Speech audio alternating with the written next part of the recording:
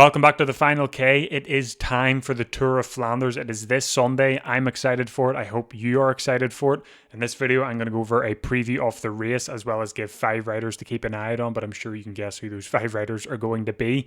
And as always, I'm going to be live for this race on Sunday if you want to come and join me. But yes, let's get straight into it. This is the race here. As you can see, 278 kilometers long. There are going to be 16 cobble sectors and 16 climbs. And as always, some of them cobble sectors are integrated in the climb, so as per usual 2 for 1. But compare this to last year had 16 climbs and 15 cobble sectors, so we're getting an extra cobble sector this year. The first climb of the day is 140 kilometers into the race, and it is the Oude and then the very last climb of the day finishes with 14k to go, and it is the Paterberg. So all of the climbing that they've been doing over the past wee while in different races are all being merged together for this race. It is like building up to a massive finale, and we're going to see the likes of the Oude 3 times, the Paterberg twice. We're going to see the Koppenberg, the Tyenberg, the Eichenberg, the Oude Kruisberg, the Wolvenberg, anymore, the Molenberg, the Wolvenberg. I think I've said the Wolvenberg, but if you can think of a climb with cobbles or non-cobbles in Belgium, it's most likely going to be in this race. So the past winners in this race, I'm only going to name the past 4 because they're the most relevant at the moment, but 2022 was Mathieu van der Poel, 23 was Pogacar, 24 was Mathieu van der Poel, and 25 was Pogacar. So Mathieu van der Poel has 3 wins at this race.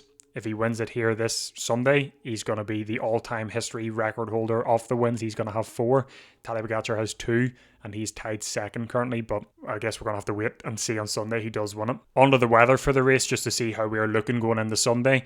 It is meant to be dry and sunny as the stage starts, which is brilliant to hear. And then as the stage goes on, there's supposed to be light showers towards the end of it. I've just noticed I feel like a weatherman saying this, but they're supposedly meant to be light showers towards the end of it. There was an issue on the Koppenberg there today. I'm filming this on Thursday. So there was an issue on it. They just finished cleaning it, and a truck lost traction going down it or up it. I don't know what way it happened, but loads of mud and soil have made it back onto it, and apparently it is as slippy as ice.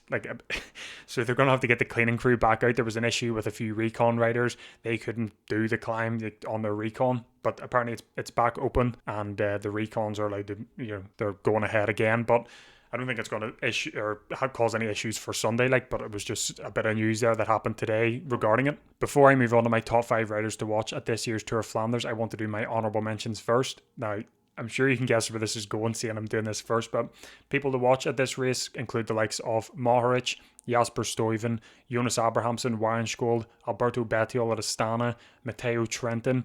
Any rider like that, they all have top 10, potentially even top 5. Honestly, with this race, you never know what could happen. But they're going to be my honourable mentions. Now, on to my riders to watch. I'm sure you have guessed it, like I've said countless times. But these are my riders to watch. There is someone missing, but I will get to that in a minute. I mean, is it really going to be anyone else other than these 4? The 2025 last year and 2023, these 4 were the top 4. 2024, Wout van Aert and Pogacar didn't ride it, but in last year, Mads Pedersen ended up getting second last year. Van der Poel got third, and Wout van Aert got fourth.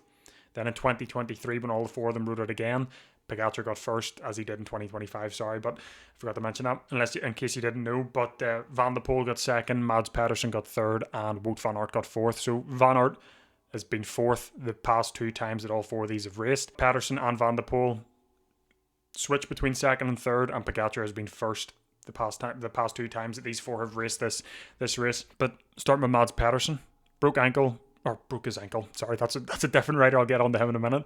Broke his wrist, broke his collarbone, and I'm actually very surprised that he is here to begin with. Like I said, for all the other times I've mentioned him in previous videos, I'm surprised he's here, and I'm happy he's here, and he's coming in on good form.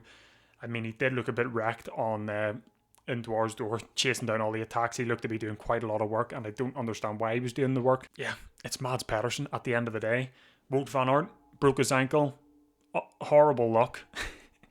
Second on Dwarsdorp Vlaanderen there yesterday. But the form he's finding now, in Dwarsdorp, he looked unreal. He looked so good. He even looked good in Gent-Wevelgem, where him and Van der Poel got caught 1 kilometre to go. He looked brilliant in it. So we're seeing signs here of a very, very good Wout van Aert going into this. Like a very good one. And Van der Poel, winner at Omloop, 1E3, caught with 1 kilometre to go at Gent-Wevelgem. He's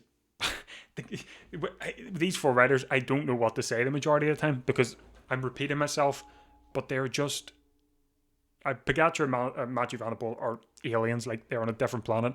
Wout van Aert, Pedersen, just a tiny, like when I say just a step down in these one day races, but they're still aliens as well. And then Tadej Pogacar, 2 races this year. This is his, like when you put it into perspective, this is Pogacar's 3rd race of the season this year.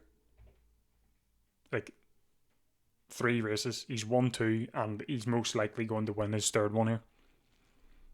Like what can I add or what can I say that hasn't been said about these 4 riders?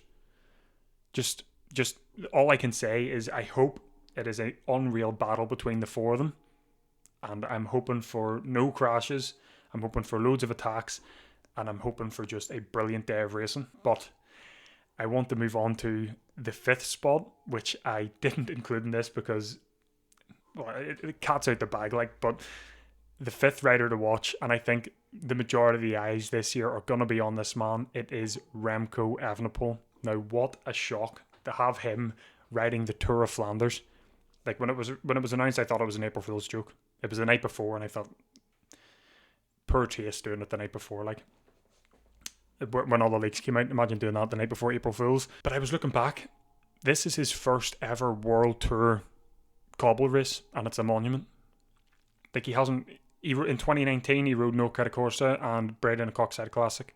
That's it. In his junior, he rode the Junior Paris-Roubaix and the Kuurne Brussels Kuurne, and there was another one, but he was out of the time limit in the Junior Paris-Roubaix. So this is his first. Like this is the first time we're going to see Remco on the cobbles, unless my eyes have missed something.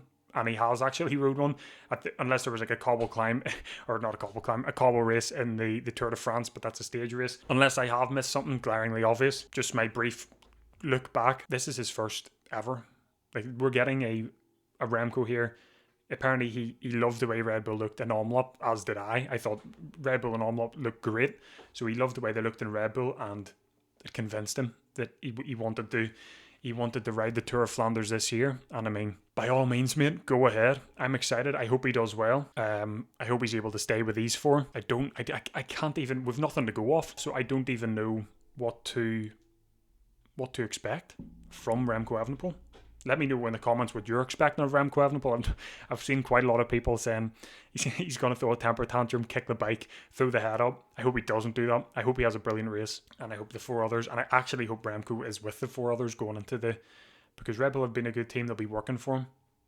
And then if Remco obviously drops, Red Bull still have a good team. So there's a lot of, I don't know. I really don't know. But yeah, they're my 5 riders to watch, as well as my honourable mentions at the start. Like I said, anything could happen in this race.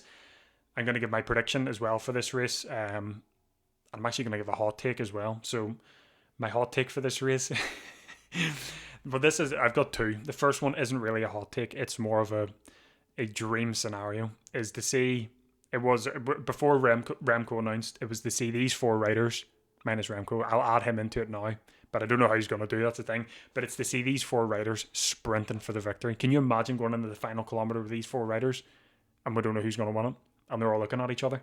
So it's not really a hot take, I suppose. It is just a dream scenario. I would love to see Mads Pedersen, Wout van Aert, Mathieu van der Poel, Pogacar, and then potentially Remco Evenepoel, depending on how he does, all sprinting for the victory. I think that would be unreal. But the likelihood of that happening is slim to none, because the attacks, Pogacar and Van der Poel, Wout van Aert, all 4 of them are going to be rhyming off. It'll be like watching Dwars Door Vlaanderen again, with all the attacks rhyming off. But my hot take is a massive hot take now, but I'm going to go for Remco Evenepoel to finish on the podium. I think he's going to do well. I said I've been saying this whole video, I hope he does well. I think he is going to do well. I think he's going to shock a lot of people. I'm going to play this clip back when he has an absolute stinker, but I genuinely do think he's going to do very well. So that's my hot take. I think Remco Evenepoel is going to I was going to say win it there. I was going to say, whoa, calm her down there. No, I think he's going to podium at this race. So as for my prediction for the race now, Pogacar's going to win it, isn't he? Let's be brutally honest here. He's going to win it. I think Wout van Aert is going to do the best of the rest. I think if Wout van Aert wins this, I was going to say something. I don't know what I would do, But I think Wout van Aert is going to be best of the rest, potentially second. But then Mathieu van der Poel, I don't know. It's so hard because they're all coming in on good form. Mads Pedersen obviously on the best form he can possibly be with the circumstances he's had to deal with. But like it is a hard one to pick. But it realistically, if I had to stick everything I own on it, which I'm not doing by the way, that's here I'm not doing that. But Tadej Pogacar, he's going to win it, isn't he? I think he is. My prediction, as much as I hate doing it, as much as I hate doing this, I'm going to predict Tadej Pogacar to win the Tour of Flanders in 2026. So who do you think is going to win this year's Tour of Flanders? It looks like it is going to be one for the history books, as these 4 riders attend again for the second year in a row with the addition of Remco Evenepoel. So yes, let me know in the comments who you think is going to win it. If you have any hot takes as well, let me know in the comments below. But as per usual, don't forget to subscribe. I'm going to be live for this race on Sunday. It is going to be a big one. But yes, don't forget to like as well. I do appreciate it. Thanks for watching The Final K, and all the best.